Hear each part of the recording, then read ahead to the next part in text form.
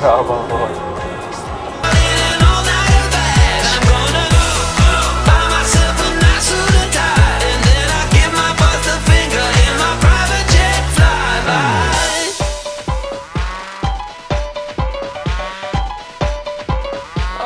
Start to ask me like, what you gonna do with all that green? I'm gonna feed my monkeys with it.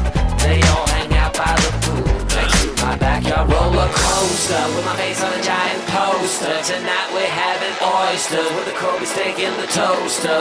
Waiting to feed my lions and shit. You better deal with it. Wait here, I'm about to pick up Scarlett J and then Natalie P.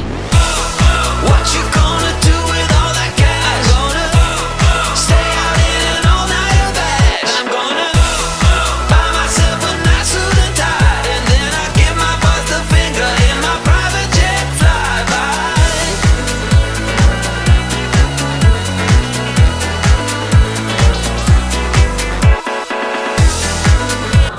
Že pomalejš by to nešlo, vole.